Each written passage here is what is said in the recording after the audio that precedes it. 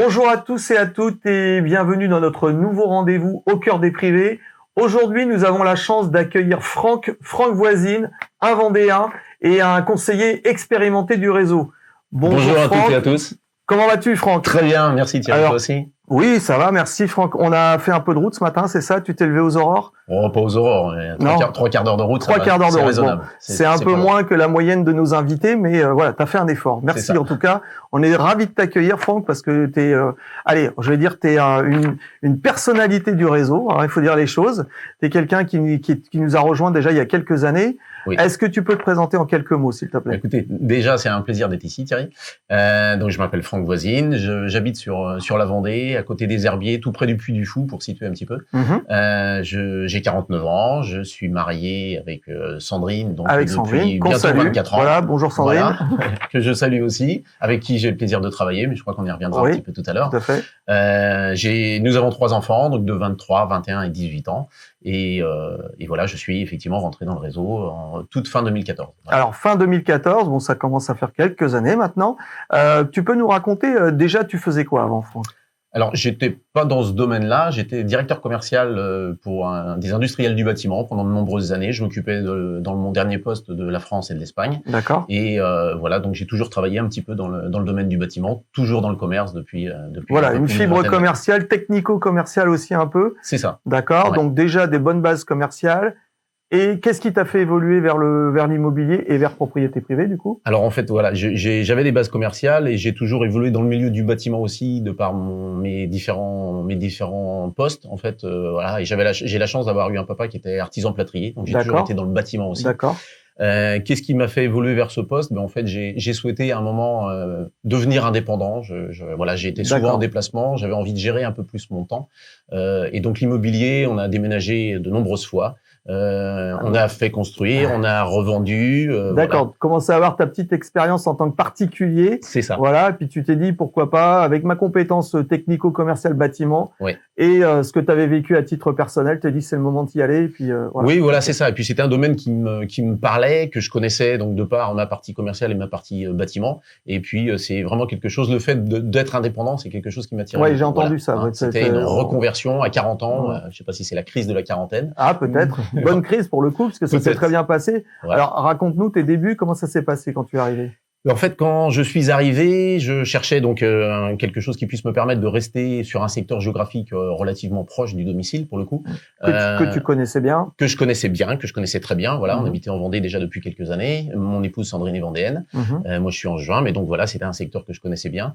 Et je me suis intéressé un petit peu au réseau, comme font la plupart des personnes qui sont en recherche. Et j'ai eu la chance de rencontrer Jean-Claude Faucon. Oui. Donc Jean-Claude qui fait partie des... Qu'on salue aussi, Jean-Claude qui nous a fait l'honneur d'une interview il y a peu de temps d'ailleurs. Voilà, qui fait partie lui des piliers aussi, des remarquables depuis de nombreuses années, et qui a eu la gentillesse, voilà, je me posais beaucoup de questions, et il a eu la gentillesse d'accepter que je vienne passer une journée avec lui pour appréhender un petit peu le domaine, voir si ça me plaisait, voir si je pouvais m'épanouir un petit peu dans ce domaine-là. Et en fait, ça s'est hyper bien passé. Voilà, Jean-Claude est un ami depuis, et ça s'est hyper bien passé avec Jean-Claude, avec Nicole. Il m'a montré les différentes voies dans ce domaine-là. Et puis en rentrant chez moi, je me suis dit que voilà, c'était un domaine dans lequel, en tout cas, ça méritait d'essayer de se lancer parce que c'est quelque chose qui me parlait vraiment. Ça m'a vraiment conforté dans cette idée, quoi. Alors, on a vu, moi je me souviens très bien de tes débuts parce que j'étais là aussi. T'étais là aussi, mais oui, parce que la formation c'était toi à l'époque, c'était en présentiel. Et ce qui nous avait particulièrement interpellé à l'époque, c'est la vitesse à laquelle tu as démarré. C'est-à-dire que tu as fait une transition très rapide, tu as eu des résultats très rapidement. À quoi tu expliques cela? Comment ça s'est fait aussi vite? Alors, je pense que voilà, je suis quelqu'un de plutôt besogneux. Voilà, on est dans un secteur, moi je suis dans un secteur géographique où on n'a pas des gros biens, la valeur des biens est relativement faible, donc la valeur des commissions est relativement faible. Mais ça a au moins une vertu, c'est que ça nous oblige à travailler tous les jours.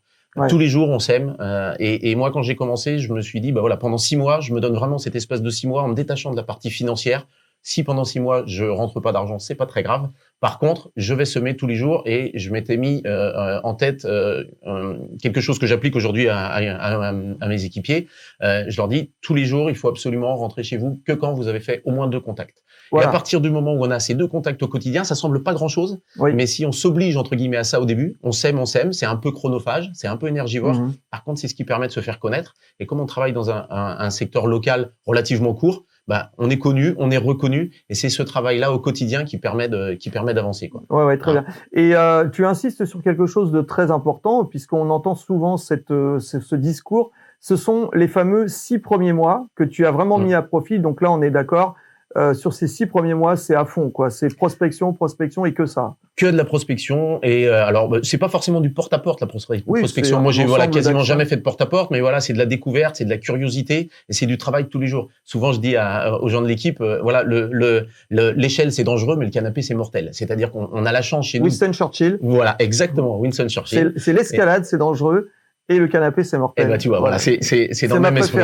Et moi, je trouve ça génial parce qu'en fait, on a la chance, nous, on y reviendra tout à l'heure, d'avoir beaucoup de formations à disposition. Les formations, c'est bien, mais c'est de la théorie. Si on va pas se confronter à la rue, au quotidien, aux gens qui nous entourent, aux commerçants, aux artisans. Moi, j'ai la chance de faire partie de plusieurs associations, notamment de l'association des artisans commerçants. C'est ça qui fait qu'au quotidien, on parle pas que d'immobilier, mais les gens savent qu'on fait de l'immobilier et nous connaissent et pensent à nous. C'est l'immersion dans la vie quotidienne du tissu socio-économique de ta commune, de ta région. C'est ça. Tu vois, moi, c'est pour te donner un exemple, moi j'habite dans une petite commune de 1200 habitants, pas très loin, à 5 km des Herbiers. Je fais entre 90 et 95% de mon business dans un rayon de 5 à 10 km autour de chez moi. Alors ça, c'est très important aussi parce qu'on en parle beaucoup. La plupart des conseillers qui s'installent définissent d'abord un secteur géographique avant de réfléchir, j'allais dire, économie locale et potentiel de vente. Oui. Et en fait, toi, tu t'es rendu compte que, en allant pas très loin, finalement, tu avais un marché, vraiment. C'est ça. En fait, quand on commence, on a toujours des appréhensions et on a toujours peur de pas avoir assez de surface géographique pour pouvoir en vivre. Ça. Et en fait, au début, j'ai commencé un petit peu plus large. J'allais à 20-25 km de chez moi, ce qui est normal pour se rassurer. On a des opportunités. Et puis, finalement, au fur et à mesure qu'on avance et que le business sourit un peu, on se rend compte qu'on peut pas tout faire. Et qu'en fait, pour se faire connaître et pour être reconnu, il faut travailler sur un secteur plus court. Donc, on réduit un peu. C'est ce qui m'a amené, à animer une équipe et puis à permettre à d'autres conseillers dans le secteur d'avoir, eux, chacun leur petite zone. Je prends la balle au bon. Tu nous parles de l'animation. Alors, justement, tu es passé de conseiller performant. Tu as évolué vers l'animation. Alors justement, ça t'apporte quoi aujourd'hui l'animation? Quelle est ton équipe? Alors aujourd'hui, j'ai la chance d'avoir une équipe, enfin de faire partie d'une équipe, parce que c'est pas mon équipe, on fait partie tous de l'équipe. Je suis le patron de personne, je suis la maman ou le papa de personne, mais par contre on est là en soutien. Et j'ai la chance d'avoir une équipe d'une quinzaine de personnes. On était d'ailleurs en réunion d'équipe hier. Je les salue tous si on regarde ce petit film. Bonjour. Voilà. Et ce que ça m'apporte, en fait, c'est beaucoup d'échanges d'expériences. On fait forcément le point sur les nouveaux outils, sur différentes choses qui arrivent du siège de PP, mais c'est aussi beaucoup d'expérience, c'est-à-dire que quand on fait un métier où on rencontre beaucoup de gens toute la journée, mais c'est un métier de solitaire, on passe beaucoup de temps tout seul dans sa voiture.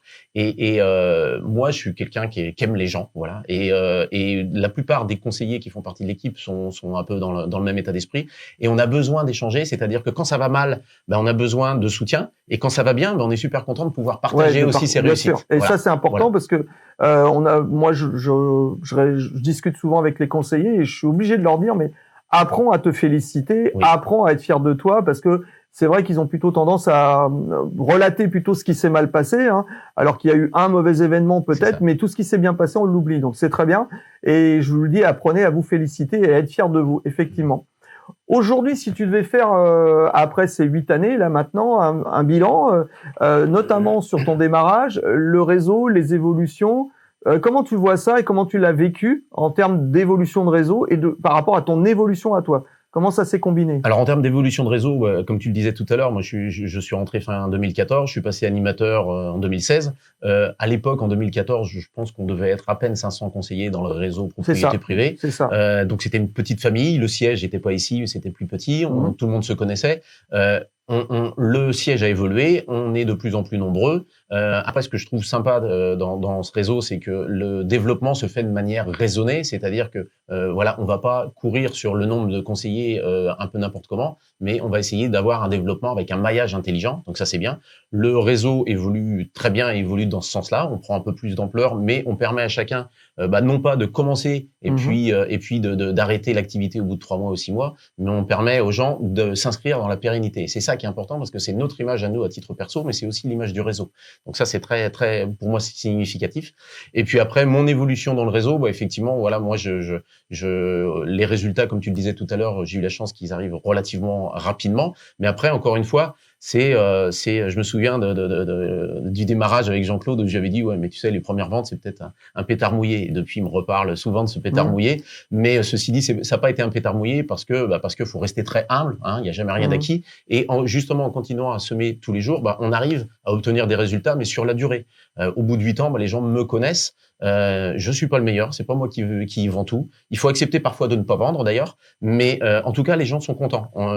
Je dis souvent moi je suis conseiller immobilier indépendant et les 3 mots ont leur importance. Et le rôle de conseil, on vend jamais 4 murs en fait. On est là pour conseiller les gens. Quelquefois ils nous confient leurs biens, quelquefois ils nous le confient pas, et quelquefois ils ne nous l'ont pas confié, mais par contre ils ont parlé de nous en bien. Oui, tout à fait. Proches, et c'est ce qui génère après d'autres business. Voilà. Comment tout à l'heure, tu parlais des outils, notamment, il y a eu plein de nouveautés en ce début d'année. Alors, il y avait Easy Contrat, il y a Easy Visit, il y a aussi Easy Prospect et autres. Comment tu as intégré ces outils? Est-ce que tu as déjà commencé vraiment avec ton équipe notamment? Comment ça se passe? Ouais. Alors je te disais tout à l'heure donc j'ai la chance de travailler avec mon épouse, avec Sandrine, qui s'occupe de toute la partie back office en ce qui me concerne sur mon secteur, donc toute la partie administrative, facturation, et ça me permet à moi d'être vraiment très opérationnel, de faire que ce que j'aime. Elle est beaucoup plus efficace et organisée sur la partie administrative. Complémentaire. Exactement. Et donc ça se passe très très bien, et ça nous a permis justement ces derniers temps de nous intéresser beaucoup à tous ces nouveaux outils qui sont hyper performants, mais qui demandent à être adaptés. Et pour pouvoir les maîtriser, il faut suivre les formations. Donc hier, lors de la réunion justement avec l'équipe, je leur disais, voilà, on a fait le point, savoir qui avait suivi les formations, qui utilisait déjà. Easy Prospect, moi je l'utilise au quotidien. Aujourd'hui, ça m'a permis de rentrer des nouveaux biens, d'être dans les premiers à savoir que ça a été diffusé, surtout de pouvoir localiser exactement certains biens qui m'auraient échappé autrement. Easy Visit, on est en train de le mettre en place. Voilà, c'est un peu compliqué de mettre tous les outils en place en même temps. C'est normal. Mais voilà, c'est un super outil. De la même manière que MyNotary, on avait la chance, nous, dans notre secteur, d'avoir on a toujours d'excellentes relations avec les notaires, mais les transactions sont très nombreuses, ce qui fait que les délais se rallongent. Et aujourd'hui, des outils comme MyNotary qu'on n'utilisait pas forcément parce qu'on n'en ressentait pas le besoin, aujourd'hui, on va les utiliser. Ça devient indispensable, bien sûr. Ouais. Ok, bon déjà, alors très beau parcours. Déjà, on te félicite pour toutes ces réussites parce que démarrer, reconversion, passage à l'animation et toujours, ça c'est fort, une régularité, une constance dans les résultats et même une progression dans ces résultats. Donc, comme disait Jean-Claude, le pétard mouillé, il n'a pas été mouillé longtemps, il a eu raison. Là maintenant où on en est aujourd'hui, quelles sont tes ambitions 2022, 2023? Comment tu vois l'avenir? Alors, mes ambitions, elles sont jamais, moi je travaille jamais pour un chiffre d'affaires en fait. Je travaille pour rendre service aux gens, pour conseiller les gens, et la partie financière en fait doit être la conséquence de notre travail, mais ça doit pas être notre objectif. Donc là déjà, ça permet de se détacher un petit peu de cette contrainte-là. Les objectifs, clairement, c'est de faire partie des remarquables, parce que les remarquables, c'est vraiment un état d'esprit. De continuer. Tu es déjà remarquable, voilà. Donc. Et de continuer parce que c'est vraiment une famille et ces week-ends sont vraiment extraordinaires. On participe ensemble. C'est vraiment génial. Sauf moi, puisque je tombe malade à chaque fois. C'est ça, toi tu fais toujours ta mauvaise tête, mais bon, on arrive quand même à te récupérer, donc c'est bien.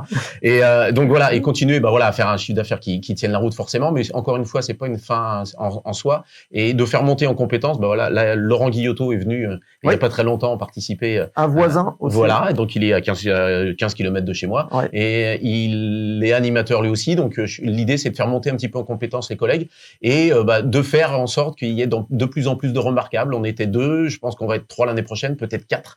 Donc voilà, c'est de faire en sorte, encore une fois, les objectifs doivent être atteignables, mais il faut pas que ce soit démesuré. En tout cas, je note que tu n'as pas que des objectifs personnels, tu réfléchis à ton équipe, donc c'est une très bonne idée de vouloir faire monter en compétence ses collaborateurs.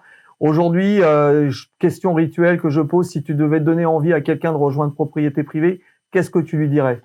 Je lui dirais déjà que c'est le meilleur des réseaux, en toute objectivité, parce que c'est un réseau, malgré le fait que ça se développe très rapidement et un peu partout, c'est un réseau qui reste humain, qui reste, on a la proximité. Moi, alors je suis animateur, mais j'ai la chance d'avoir une coach, Delphine Feuillard, sur qui je peux compter. Les gens au siège qui sont toujours à l'écoute, toujours performants, et c'est vraiment le réseau sur lequel on peut vraiment travailler sur la durée. Donc ça c'est très important. Et puis c'est un réseau qui est sécurisant sous plein de formes. Avec voilà, Christine, Michel, ce sont des gens qui sont accessibles. Toi aussi. On a besoin de formation, on a tout ce qu'il nous faut. On a des questions juridiques, on a tout ce qu'il nous faut. En termes de facturation, ça se passe très bien. En termes d'outils, on est en permanence sur des nouveautés. Donc non, voilà, c'est vraiment le réseau. D'ailleurs, j'incite les gens qui viennent vers nous. Je pense que tu n'auras pas de difficulté à convaincre qui que ce soit à rentrer dans le réseau. On sent ton enthousiasme, ton envie et puis aussi ton plaisir. Donc c'est vraiment communicatif.